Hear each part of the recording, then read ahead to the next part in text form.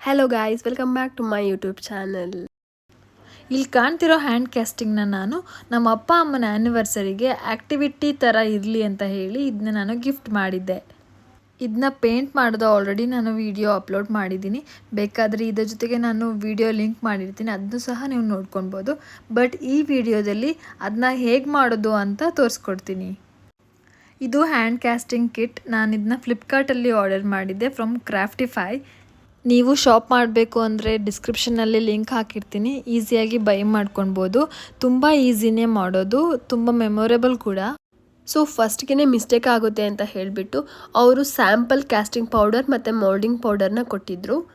ಮತ್ತು 450 gram moulding powder ಮತ್ತು 950 gram casting powder ಕೊಟ್ಟಿರ್ತಾರೆ.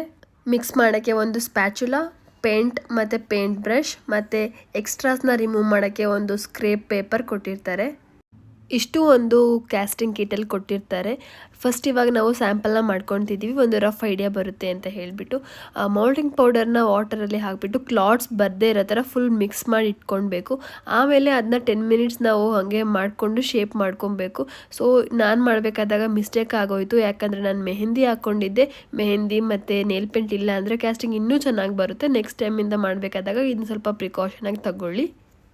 ಅದಕ್ಕೋಸ್ಕರ 1 ಮಂತ್ ಆದಮೇಲೆ ಎಲ್ಲ ಮೆಹಂದಿ ಹೋದ್ಮೇಲೆ ಟ್ರೈ ಮಾಡ್ತಾ ಇರೋದು. ಇದು ಮಾಡೋಕ್ಕಿಂತ ಮುಂಚೆ ನಾವು ಆಯಿಲ್ ಅಪ್ಲೈ ಮಾಡಬೇಕು, ಯಾಕಂದರೆ ಮೋಲ್ಡಿಂಗಲ್ಲಿ ನಾವು ಹ್ಯಾಂಡನ್ನು ಇಟ್ಟಾಗ ನೆಕ್ಸ್ಟ್ ಹೊರಗಡೆ ಬರಬೇಕಾದಾಗ ಅದು ಈಸಿಯಾಗಿ ಬರುತ್ತೆ ಮತ್ತು ಯಾವ ಸರ್ಫೇಸನ್ನು ಡಿಸ್ಟರ್ಬ್ ಮಾಡಲ್ಲ. ಹಾಗಾಗಿ ಆಯಿಲ್ ಅಪ್ಲೈ ಮಾಡಿದ್ರೆ ಒಳ್ಳೆಯದು. ಸ್ಯಾಂಪಲ್ ಮಾಡಿರೋ ಥರ ಮೌಲ್ಡಿಂಗ್ ಪೌಡರ್ನ ವಾಟರಲ್ಲಿ ಹಾಕಿ ಕ್ಲಾಟ್ಸ್ ಬರ್ದಿರಂಗೆ ಕಲಿಸ್ಬೇಕು. ಎಷ್ಟೆಷ್ಟು ಹಾಕಬೇಕು ಏನು ಅಂತ ಡಿಸ್ಕ್ರಿಪ್ಷನಲ್ಲಿ ಹಾಕಿರ್ತಾರೆ.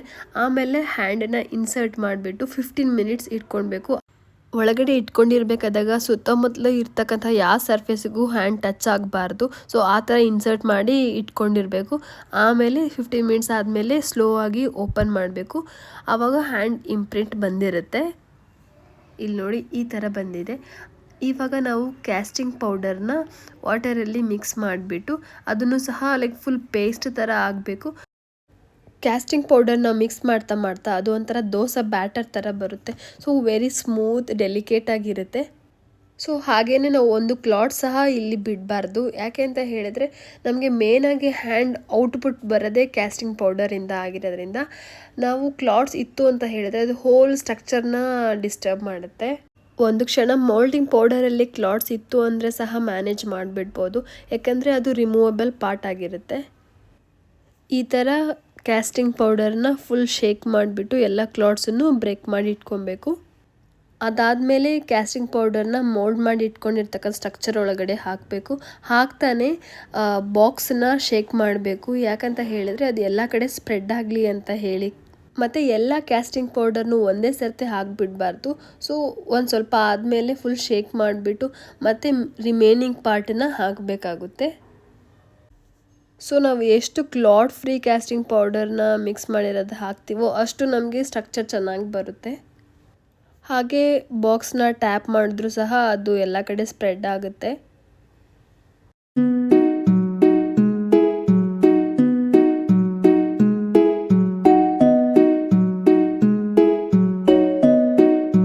ಸೊ ಎಲ್ಲ ಕ್ಯಾಸ್ಟಿಂಗ್ ಪೌಡರ್ ಹಾಕಿ ಎಲ್ಲ ಸೆಟ್ ಮಾಡಿದ್ಮೇಲೆ ನಾವು 4 to 5 hours ಅದನ್ನು ರೆಸ್ಟಿಂಗ್ ಪೀರಿಯಡಲ್ಲಿ ಇಡಬೇಕು. ಈ ಥರ ಶೇಪ್ ಇರುತ್ತೆ. ಅದಾದಮೇಲೆ ನಾವು ಕೊಟ್ಟಿರ್ತಕ್ಕಂತಹ ಬಕೆಟ್ ಫುಲ್ ಡಬ್ಬ ಹಾಕ್ಬಿಟ್ಟು ಆಮೇಲೆ ಒಳಗಡೆ ಇರೋ ಕ್ಯಾಸ್ಟೆಡ್ ಸ್ಟ್ರಕ್ಚರ್ನ ತಗೊಬೇಕಾಗುತ್ತೆ. Casted structure actually moulding powder ಒಳಗಡೆ ಇರೋದ್ರಿಂದ ನಾವು ಅದನ್ನೆಲ್ಲ ಬ್ರೇಕ್ ಮಾಡಬೇಕಾಗುತ್ತೆ. ಅದೊಂಥರ ಜಲ್ಲಿ ಫೀಲ್ ಆಗ್ತಾ ಇರುತ್ತೆ. Very smooth structure. ನೋಡಿದರೆ ನಿಮಗೆ ಗೊತ್ತಾಗುತ್ತೆ ಎಷ್ಟು ಸ್ಮೂತಾಗಿದೆ ಅಂತ ಹೇಳಿ. ನನಗಂತೂ ಅದನ್ನು ತೆಗಿಯೋಕ್ಕೆ ಮನಸ್ಸೇ ಬರ್ತಿರ್ಲಿಲ್ಲ, ಯಾಕಂದರೆ ಟಚ್ ಮಾಡ್ತಾ ಇದ್ದರೆ ಒಂಥರ ಚೆನ್ನಾಗಿ ಅನ್ಸೋದು. ಸೊ ನಾನು ಅದ್ರ ಜೊತೆಗೆ ಸ್ವಲ್ಪ ಹೊತ್ತು ಆಟ ಆಡ್ದಂಗೆ ಆಯಿತು. ಕೈಯಿಂದ ಸಹ ನಾವು 2 ಸೈಡ್ ಪ್ರೆಷರ್ ಹಾಕಿಬಿಟ್ಟು ರಿಮೂವ್ ಮಾಡ್ಬೋದು. ಬಟ್ ನನಗೆ ಒಳಗಡೆ ಇರ್ತಕ್ಕಂಥ ಕೈ ಇಂಪ್ರಿಂಟ್ ಏನಾದರೂ ಡಿಸ್ಟರ್ಬ್ ಆಗುತ್ತೆ ಅಂತ ಹೇಳಿಬಿಟ್ಟು ನಾನು ನೈಫ್ ಯೂಸ್ ಮಾಡಿಬಿಟ್ಟು ಎಲ್ಲ ಸೈಡ್ ಕಟ್ ಮಾಡಿದ್ರೆ ಅದು ಈಸಿಯಾಗಿ ಓಪನ್ ಆಗುತ್ತೆ ಅಂತ ಹೇಳಿ ನೈಫ್ ಯೂಸ್ ಮಾಡ್ತಿದ್ದೆ.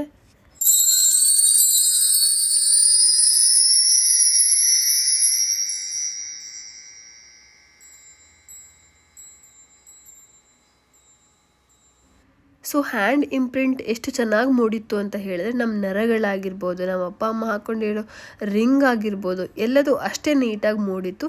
ಕೆಲವೊಂದು ಮಿಸ್ಟೇಕ್ಸ್ ಇತ್ತು, ಏನು ಅಂತ ಹೇಳಿದರೆ ಎಕ್ಸ್ಟ್ರಾ ಸ್ಟ್ರಕ್ಚರ್ಸ್ ಎಲ್ಲ ಫಾರ್ಮ್ ಆಗಿತ್ತು.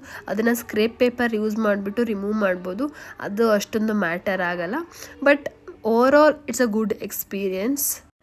ಎಲ್ಲರೂ ಸಹ ಅವ್ರವ್ರ ಇಷ್ಟ ಆದವ್ರ ಜೊತೆಗೆ ಇದನ್ನು ಟ್ರೈ ಮಾಡಬಹುದು. ನಾನು ಆಗಲೇ ಹೇಳ್ದಂಗೆ ಮೋಲ್ಡಿಂಗ್ ವೇಸ್ಟ್ ತುಂಬ ಚೆನ್ನಾಗಿತ್ತು. ಅದೊಂಥರ ಜಲ್ಲಿ ಜಲ್ಲಿ ಆಗಿತ್ತು. ಸೊ ನನಗೆ ಅದೊಂಥರ ಮಜಾ ಸಿಗ್ತಾಯಿತ್ತು ಅದರಲ್ಲಿ ಆಟ ಆಡೋದು. ಸೊ ಕೆಲವೊಂದು ಸತಿ ಡಿಫಾಲ್ಟಾಗಿ ಎಕ್ಸ್ಟ್ರಾ ಸ್ಟ್ರಕ್ಚರ್ಸು ಮೂಡಿರುತ್ತೆ, ಅದನ್ನು ಸ್ಕ್ರೇಪ್ ಪೇಪರಿಂದ ರಿಮೂವ್ ಮಾಡಿದ್ರೆ ಫೈನಲ್ ಔಟ್ಪುಟ್ ನಮಗೆ ಸಿಗುತ್ತೆ.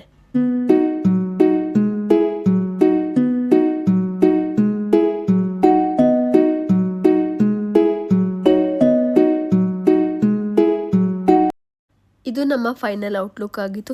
ನನಗಂತೂ ತುಂಬಾ ಇಷ್ಟ ಆಯಿತು. ನಾನು 10/10 ಕೊಡ್ತೀನಿ ಇದಕ್ಕೆ. ಯಾಕಂದರೆ ಗಿಫ್ಟಿಂಗ್ ಆಗಿರ್ಬೋದು, ಮೆಮೊರೇಬಲ್ ಆಗಿರ್ಬೋದು, ಮತ್ತು ಪ್ರಾಸೆಸ್ ಆಗಿರ್ಬೋದು ವೆರಿ ಫೀಸಿಬಲ್ ಆ್ಯಂಡ್ ಈಸಿ ಅಂತ ಅನಿಸ್ತು. ಇದು ಆಫ್ಟರ್ ಪೇಂಟಿಂಗ್. ನಾನು ಇದ್ರ ವಿಡಿಯೋನೂ ಅಟ್ಯಾಚ್ ಮಾಡ್ತೀನಿ. And thanks for watching. ಹಂಗೆ ಸಬ್ಸ್ಕ್ರೈಬ್ ಮಾಡಿ, ಸಪೋರ್ಟ್ ಮಾಡಿ. Thank you.